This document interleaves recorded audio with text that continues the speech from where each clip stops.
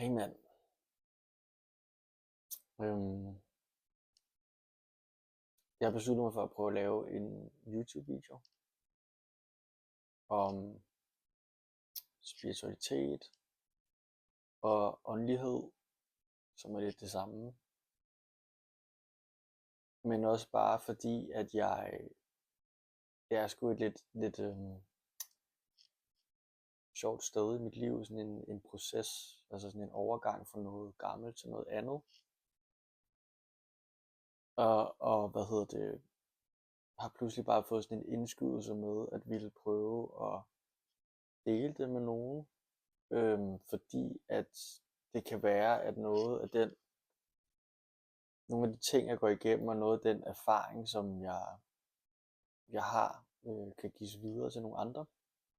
Og blandt andet fordi jeg lytter også til nogle andre på YouTube, som jeg godt kan lide, og får egentlig meget ud af det.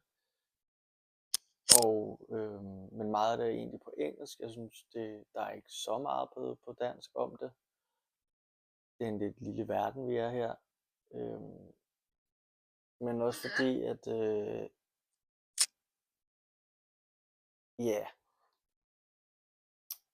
når jeg lige for tiden, når jeg sådan søger på YouTube, så kan jeg mærke, at jeg sådan leder efter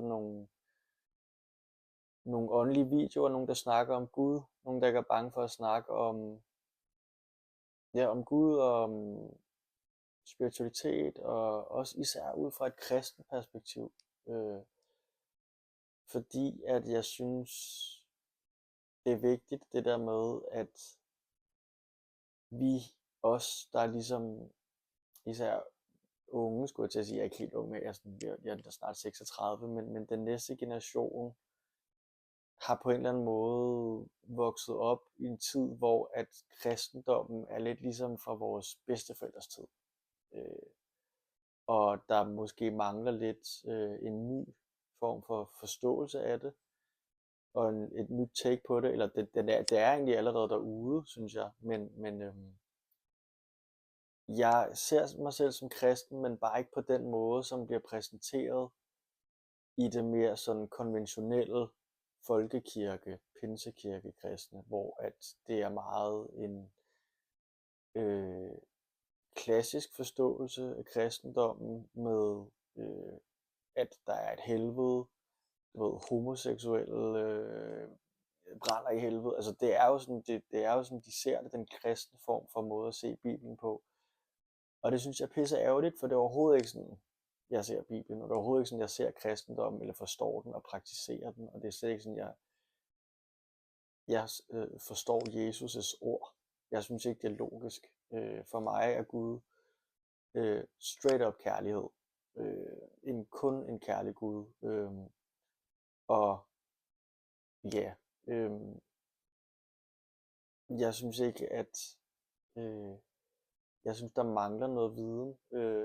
Jeg ved for eksempel, noget jeg synes, der er interessant, det er, at i Bibelen er der kun 4 af evangelierne, som er de oprindelige 12 apostle, bevaret i dem. Fordi at man åbenbart i sådan år 300, mellem 100 og 300-tallet efter Jesus er døde, der er dem, der sad og styrede samfundet, de sådan valgte og vragede ligesom, hvad der skulle være med i Bibelen. Og mange af de sådan, hvad kan man sige, vidnesberetninger eller skrifter, som man ikke synes passede ind i deres verdensbillede, det sådan stregede man bare sådan ud, og lavede den her meget sådan, som vi kender den kristendom, hvor du har helvede, hvor du bliver straffet for at gøre forkert, og synderne er sådan nogle dødssynder. Og så er der himlen, som er sådan over os, hvor at helt frem i 1945, der opdager man nogle krukker i en hule. Jeg kan ikke huske, hvad navnet er på det bibliotek, man valgte at kalde de der krukker for. Men der var fyldt med sådan nogle papyrusruller eller gamle skriftruller fra Jesus' tid blandt andet, som simpelthen var skrevet af kristne, sådan, altså andre evangelier også. Et af dem var det, der hed Thomas evangeliet, som er sådan strippet fuldstændig for sådan historiefortælling og narrativ. Det er nærmest bare sådan, Jesus sagde det her, det her, det her. Og også et andet super spændende evangelie, Magdalene-evangeliet, som er muligvis det vigtigste af dem alle sammen, som er omkring det man siger, det guddommelige feminine, hvor at man nærmest kan se, at Jesus formentlig har haft hende som en form for partner, altså spirituel partner, muligvis formentlig en kæreste, altså, eller en elsker, ikke? En livspartner, en spirituel livspartner, han delte livet med. De er bare blevet slettet fuldstændig fra Bibelen. Det kan man ikke have. Man kan ikke have, at Jesus har haft en kæreste. Det er jo for sindssygt. Der er hele den her mytiske forståelse i den kristne forståelse af Jesus med, det var meget vigtigt, at det var lige præcis ham, der kom ned som Gud og ofrede sig selv for menneskets synd og afsynden, og nu er vi tilgivet. Hvor den måde, jeg ser Bibelen på og kristendommen på, er meget mere som, at Jesus helt sikkert var Guds søn, men sådan, vi er alle Guds børn, og vi er alle sammen en del af Gud. Og Jesus er formentlig mere, jeg ser mere som en spirituel fyr, en åndelig fætter, som der sådan helt lavpraktisk forklarede, hvordan man lever et åndeligt liv. Hvordan gør du sådan i hverdagen? Hvordan gør du, når du står op? Hvad gør du i en situation, hvor du bliver fyret for dit arbejde, eller når du bliver jaloux?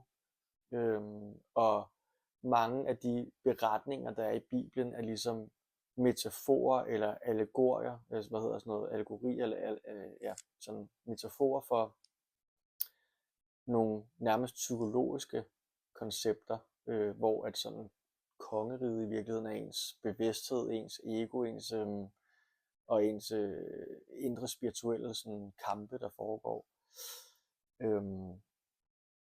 Og det synes jeg er spændende at tale om, og jeg synes det er fedt at dele om. Jeg har ikke engang introduceret mig selv endnu, men sådan, det er fordi, sådan, jeg er ikke rigtig noget. Altså sådan, jeg vil ønske, at kender ikke det der med, når der er nogen, der siger sådan, jeg følger den her fyr, han er psykiater, eller så er han et eller andet blæret, en professor, eller psykolog, eller sådan noget. Sådan. Jeg har ikke nogen titler. Jeg sådan, har gået på RUC for mange år siden, hvor jeg fik en bachelor, og jeg kan ikke engang huske, om det var i psykologi og kommunikation, eller om det var i socialantropologi, men det er i hvert fald sådan, jeg har læst humaniora, så jeg har sådan været hele vejen rundt omkring de græske filosofer og moderne tænkere og sådan noget.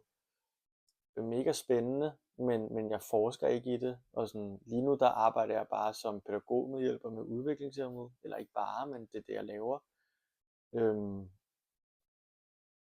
Men jeg er kristen, jeg er moderne kristen, jeg lever et åndeligt liv, og et label, jeg godt kan lide, nogen er begyndt at bruge lidt sådan, i de her sådan, netværker, det er det, der hedder en lysarbejder. Altså en, der arbejder med at sprede Guds lys ud i verden, og hjælpe mennesker med at komme fra mørke til lys. Det vil sige, at jeg læser alle mulige tekster. Jeg læser ikke kun Bibelen, og tror, at det er den eneste sandhed, og du ikke behøver at læse andet. For at, alting står der. Nej, jeg læser også, Upanishaderne fra yoga-teksterne, Vedaerne, Bhagavad Gita, jeg har læst Koranen, Kabbalah, jeg studerer alt muligt. Jeg er helt sikkert også en yogi, altså jeg har dyrket yoga siden jeg blev født nærmest, fordi min mor er yogalærer. Og jeg har lige lukket en virksomhed, jeg har drevet ned, fordi at den ikke kunne løbe rundt, synes jeg, hvor jeg prøvede at undervise i online yoga, og sådan, det var bare ikke det, jeg skulle. Så nu er jeg sådan et sted, hvor jeg ved ikke rigtig, hvad jeg skal, og jeg beder meget Gud om bare at pille mig fuldstændig fra hinanden, sådan alt, hvad jeg tror, jeg skal, og sådan det her med, at jeg skal bestemme, at jeg skal en eller anden rejse, det prøver jeg egentlig at give fuldstændig slip i, og så bare bede Gud om at vise mig, sådan, hvad hans plan er for mig. En lille disclaimer der, jeg kommer til at sige han, når jeg siger Gud, fordi at det er sådan, jeg bare er, men det er vigtigt for mig, at når du hører det, så oversætter du i dit eget hoved, hvad Gud er for dig. Det vil sige, det kunne også være hun, det. Og jeg tror, at spiritualitet er en ekstremt individuel oplevelse. Det vil sige, hvad vi end opfatter som Gud, kommer til at være, altså der er lige så mange forskellige opfattelser af Gud, som der er mennesker. Nogle oplever det som kærlighed, nogle kan godt lide naturen. Jeg tror bare, det er noget af det der med, at Gud er, i hvert fald ikke mig. Jeg er ikke Gud, og det er større end mig, og det er bestemt heller ikke materielle ting som penge, eller kvinder, eller job, det er, ja, kærlighed er nok det bedste, eller det der med at give til noget. Men som sagt, så tror jeg, at de her videoer, jeg kommer til at lave, kommer til at være fuldstændig rå og uklippet, og lige fra hjertet. Jeg har også været på knæ og bedt til Gud, inden jeg gik i gang med videoen, om at fjerne alle former for selvcentrering, hvor jeg sådan tænker, at sådan, hvad må de tænke om, og sådan, altså sådan, folk, der sidder og ser den her video, dømmer mig helt sikkert. Altså det vil jeg også gøre, men det kan være, der er noget, der ligesom planter et frø hos nogen, og jeg er også interesseret i, når jeg sidder og laver den her video, så sidder jeg og forestiller mig, at der sidder en derude lige nu, og har det svært på en eller anden måde, kæmper med et eller andet. Og min erfaring er, at det faktisk tit er igennem de her smerteprocesser, at jeg er vokset og har udviklet mig åndeligt. For mange år siden ville jeg bare tænke, at det var bare sådan kaos, men nu ved jeg, når de der perioder kommer, som jeg også er i lige nu, hvor jeg bare sådan er sådan, ja, den der virksomhed er ligesom floppet, og jeg går bare med mit daytime job, at der kommer jo noget andet, og ærligt, altså bedre. Der kommer altid noget bedre på den anden side, så sådan, hvis du sidder og har det sådan helt fucked lige nu, for eksempel, og bare tænker sådan, det hele er bare sort og sådan noget, så vil jeg sige til dig, hvis du holder i, og ikke sådan klipper dig selv fra den her verden, altså worst case scenario, du ved, sådan begår selvmord eller et eller andet, hvis du bliver ved, hvis du holder i, og hvis du begynder at prøve at praktisere nogle af det, som nogle af de principper, som de største religioner, de snakker om, så vil du opleve, at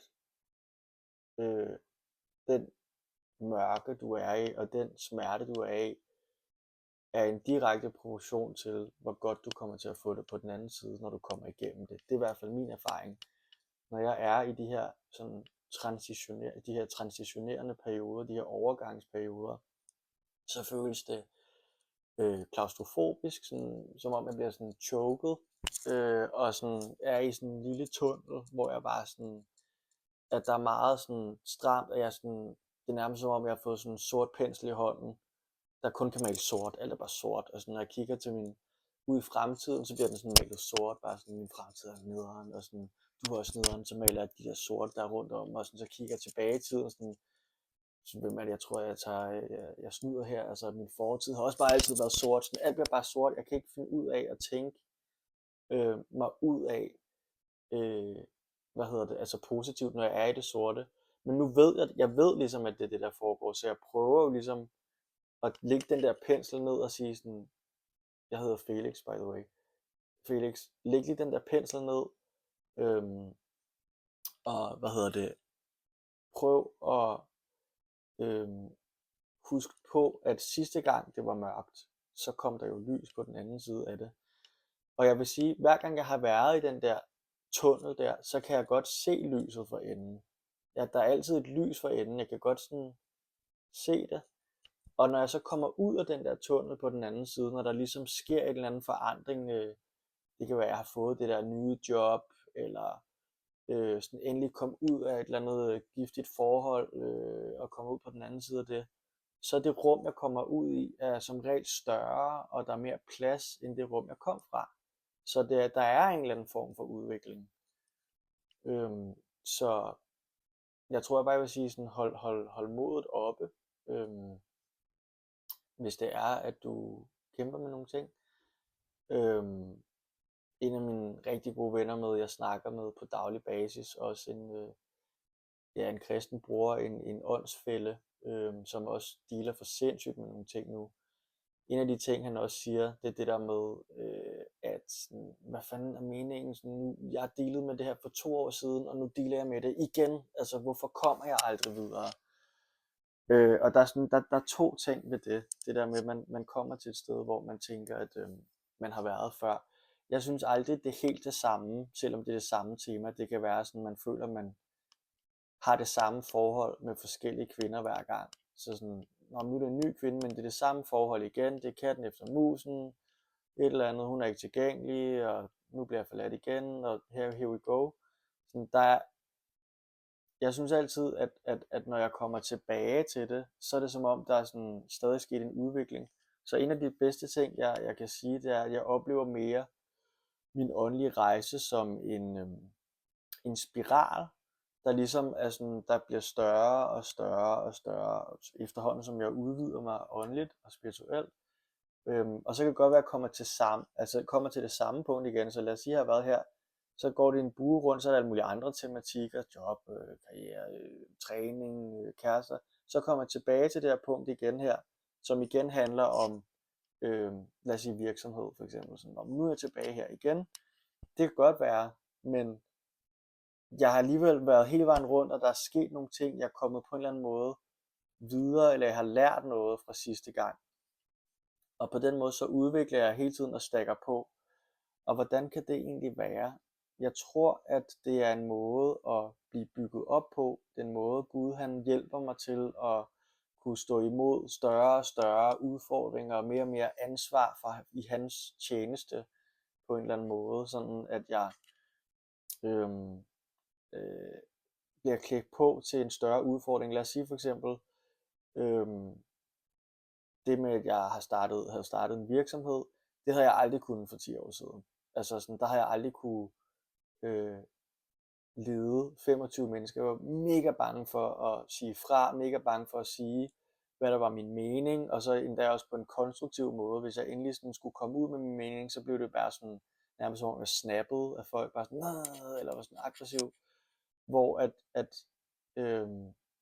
nu, nogle af de ting, jeg så havde været igennem, nogle af de udfordringer, gjorde, at jeg var vokset som menneske, så pludselig var jeg bedre i stand til det nu, at kunne sige fra og sige til mine ansatte, sådan, prøv at høre, det er ikke i orden, det du gør. Hvis det sker igen, så må vi sige farvel til hinanden. De gør det igen, om farvel, du er fyret, hej, tak for det. Altså, der er ligesom en måde at vokse på. Jeg kan godt høre, at jeg bare snakker i øst og vest i den her video, men jeg tror også, det er bare for at prøve at prikke hul på det, og sådan vende mig til, hvad det vil sige at tale til dig, sådan gennem en video. Og jeg tror, jeg kommer til bare at poste den på en Facebook-gruppe, eller ikke en Facebook-gruppe, en YouTube-kanal. Og hvis du synes, at det jeg taler om, det taler til dig, så kan du skrive til mig i kommentarfeltet. Så kan vi tage en snak, hvis du har lyst, over telefon, eller bare sådan chat lidt. Og du kan abonnere på det, så kommer der flere videoer, tænker jeg, efterhånden, som vi går igennem det. Du kan også stille spørgsmålstegn nede i kommentarfeltet, hvis du har nogle spørgsmål, du godt kunne tænke dig, at jeg snakkede om. Så det kan godt være, at det bliver sådan lidt en introduktionsvideo. Ja, det kan godt være, at det bare var det, sådan lidt en øst og vest introduktionsvideo, og så laver jeg en anden på et andet tidspunkt, når jeg lige føler for det. Også med nogle temaer. Jeg har virkelig mange temaer, jeg godt gad snakke om med dig. Jeg tror bare, jeg stopper her. Og så vil jeg sige, hvis du har fulgt med helt ind til her, så vil jeg bare sige tusind tak for at dele det med mig. Det her rum, vi har skabt. Og jeg glæder mig til at møde dig, og jeg håber, at du vil følge med på den her rejse sammen. Ja, god dag.